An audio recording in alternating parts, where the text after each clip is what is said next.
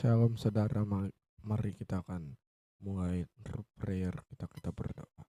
Bapa di sorga, kami bersyukur atas sepanjang hari ini Tuhan telah mempertemukan kami di dalam ibadah prayer meskipun online. Tuhan berkati di dalam nama Tuhan Yesus. Amin. Haleluya.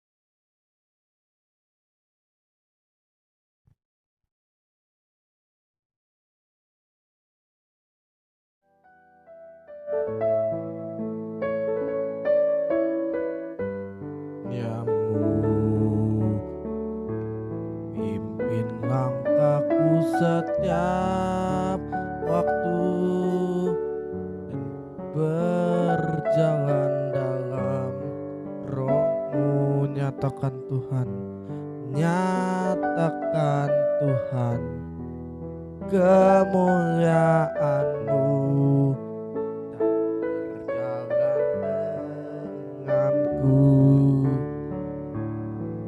karena Engkau besertaku. Sekarang ku berjalan, kami tahu Tuhan, ku tahu Tuhan, pimpin langkahku dengan kasih karunia-Mu. Langkahku setiap waktu berjalan dalam Roh-Mu. Ku tahu Tuhan, pimpin dan berjalan denganku. Haleluya. Karena Engkau besertaku.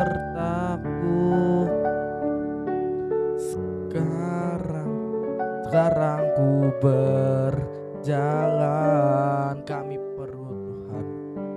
Ku tahu Tuhan, pimpin langkahku dengan kasih karunia-Mu. Pimpin langkahku setiap waktu berjalan dalam Roh-Mu. Nyatakan Tuhan,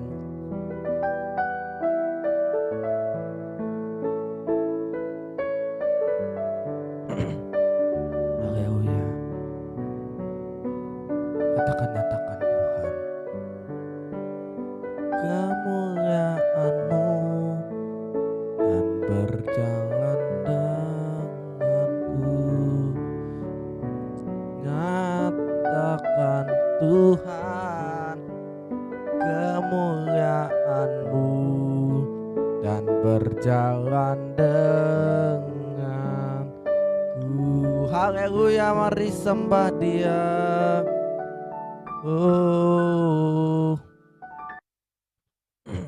Haleluya. Kami perlu Engkau Tuhan, memimpin jalan kami, karena tanpa Engkau kami tidak bisa berbuat apa-apa.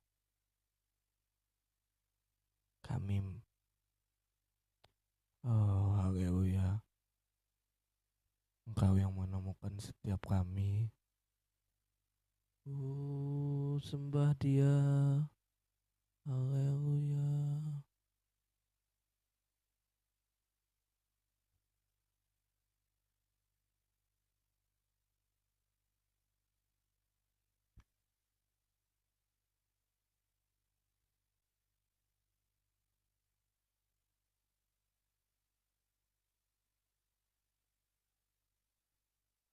Haleluya. Mari kita bersyukur. Kami bersyukur Tuhan. Kami bersyukur Bapa. Oh,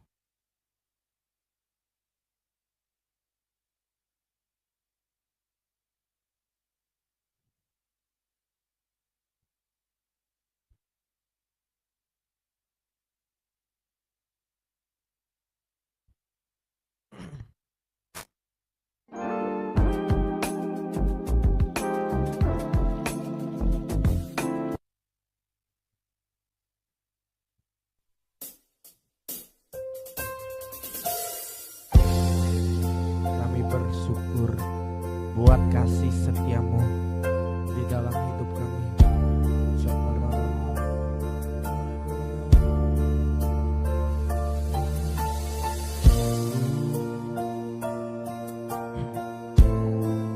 Katakan,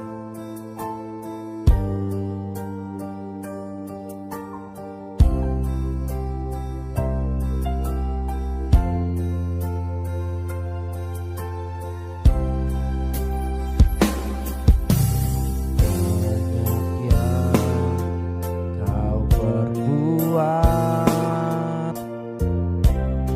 di dalam hidupku,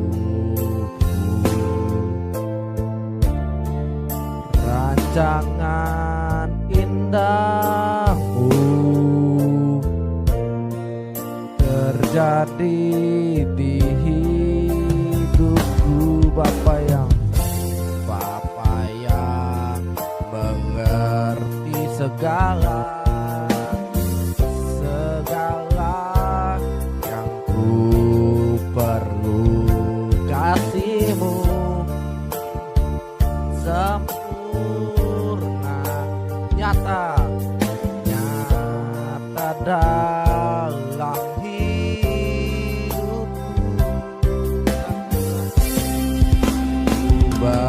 Bersyukur Bapa, ku bersyukur Tuhan buat kasih setiamu di dalam hidupku. Ku bersyukur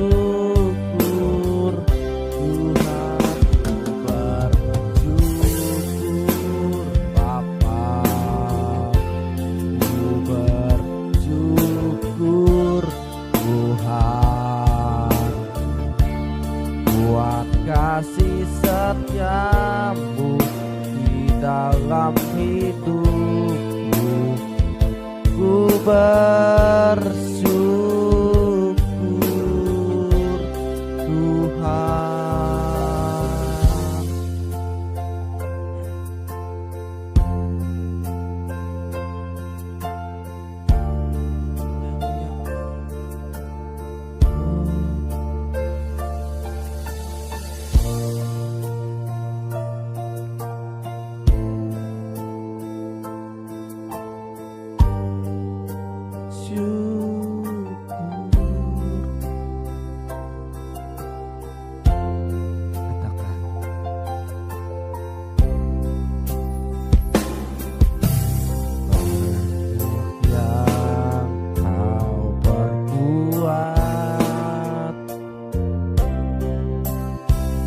Dalam hidupku, sebab rancangan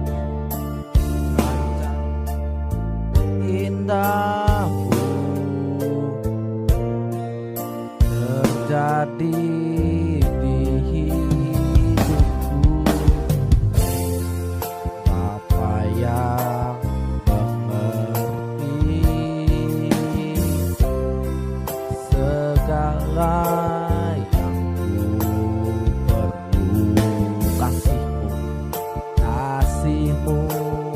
sempurna, nyata dalam hidupku. Ku bersyukur Bapa, ku bersyukur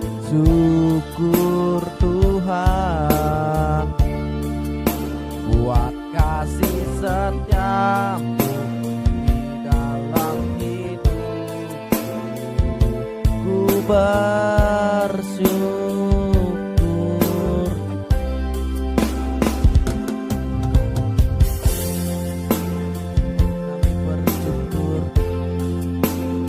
Kami bersyukur Tuhan,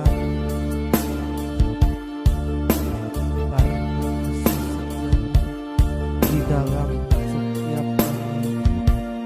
Kami bersyukur.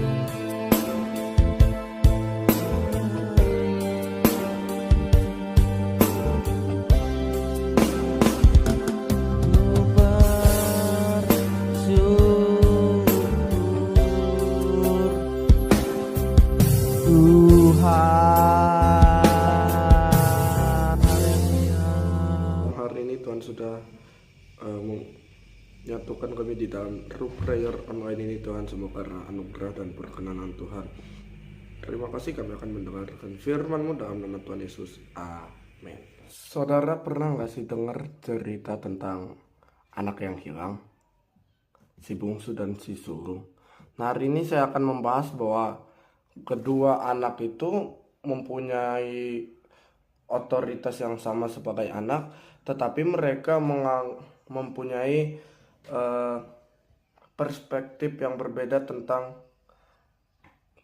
kepribadian mereka atau tentang otoritas mereka sebagai anak. Saya yang pertama di part pertama akan membahas tentang anak yang bungsu dulu. Di dalam Lukas pasal 15 ayat yang ke-11 berkata, Yesus berkata lagi, ada seorang mempunyai 2 anak laki-laki. Kata yang bungsu kepada ayahnya, Bapa, berikanlah kepadaku bagian harta milik kita yang menjadi hakku.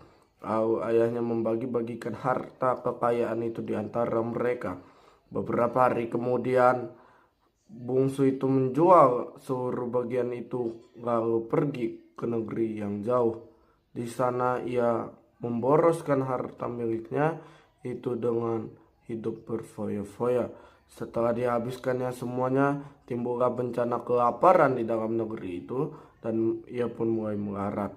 Lalu ia pergi dan bekerja pada seorang majikan di negeri itu.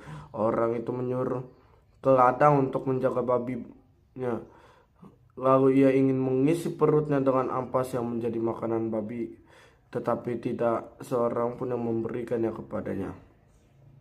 Lalu ia menyadari keadaannya, katanya, betapa banyak orang upahan Bapakku yang berlimpah-limpah makanannya, tetapi aku di sini mati kelaparan.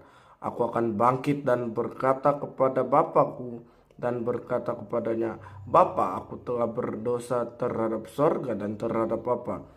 Aku tidak layak lagi disebutkan anak Bapa. Jadikanlah aku sebagai salah seorang upahan Bapa. Kita belajar dari perumpamaan ini bahwa anak bungsu ini mempunyai perspektif dia anak. Pada saat Yesus menceritakan cerita ini, dia berkata, kata yang bungsu kepada ayahnya, Bapa, berikanlah kepadaku bagian harta milik kita yang menjadi hakku. Jadi istilahnya kalau kita sekarang, dia itu seperti minta warisan. Dia minta bahwa yang dia ingini itu harus cepat, walaupun bapaknya belum mati. Dalam hidup kita sering seperti anak ini, bukan? Bahwa ketika Tuhan belum mengabulkan doa kita sering berkata, Tuhan cepet dong kabulin. Kadang memang Tuhan kabulin, tapi pada saat kita sudah dijawab nih doanya, kita langsung kabur dan melupakan Tuhan. Nah, pada saat anak itu kelaparan dan sangat melarat, di ayat 14, setelah dihabiskan semuanya, timbullah bencana kelaparan di dalam negeri itu dan ia pun mulai melarat. Lalu ia pergi dan bekerja pada seorang majikan di negeri itu. Orang itu menyuruhnya ke ladang untuk menjaga babi-babinya. Lalu ia ingin mengisi perut dengan ampas yang menjadi makanan babi itu, tetapi tidak seorang pun yang memberikannya. Kita kadang kayak gitu kan. Kita sering melupakan Tuhan, tapi Tuhan itu baik gitu. Dia menunggu kita. Itu yang akan kita bahas nanti di part yang kedua. Yang pertama kita akan belajar bagaimana kejatuhan dari seorang anak ini. Dia tahu bapaknya itu baik, dia minta warisannya padahal bapaknya itu pemati. Dari sini kita belajar bahwa jangan tinggalkan Tuhan sekalipun doamu sudah terjawab maupun belum terjawab. Karena ingat, hukum tabur tuai itu nyata saudara. Ya, apa yang kita tabur akan kita tuai. Tuhan gak pernah menghukum, tapi kita lah yang menghukum diri kita sendiri. Tuhan Yesus memberkati dan shalom. Bapak, terima kasih Tuhan. Tuhan sudah mengingatkan kami bahwa sekalipun kami bisa jatuh dalam kehidupan kami, tapi Tuhan gak akan membiarkan kami jatuh tergeletak Tuhan. Tuhan gak akan mengizinkan kami jatuh sampai parah Tuhan. Kadangkala dalam hidup kami sering meremehkan kuasa Tuhan. Kami sering tidak percaya Tuhan. Tapi kami percaya hari ini bahwa Tuhan sanggup melakukan segala perkara dalam hidup kami. Tuhan dapat melakukan yang jauh lebih banyak daripada yang kami dapat pikirkan dan doakan. Makasih Tuhan, makasih.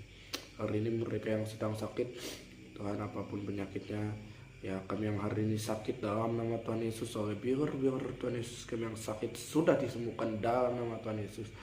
Hari ini mereka yang sedang berbeban berat, saudara ingat, marilah kepadaku yang letih dan berbeban berat, aku, kata Tuhan, akan memberi kelegaan bagimu. Ingat saudara bahwa Tuhanmu turut bekerja dalam segala sesuatu untuk mendatangkan kebaikan. Makasih Tuhan. Yang hari ini dalam kesendirian Tuhan, baik janda, duda, yatim piatu, orang yang jompot, fakir, miskin yang terpenjara, Tuhan melawat mereka. Kelawatan kasih Tuhan turun atas mereka Tuhan. Dan hari ini aku berdoa Tuhan bagi mereka yang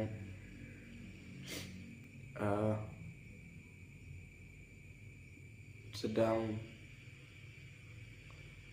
menanti pasangan Tuhan. Tuhan berikan jodoh yang terbaik oleh penyertaan Allah Roh Kudus dalam nama Tuhan Yesus.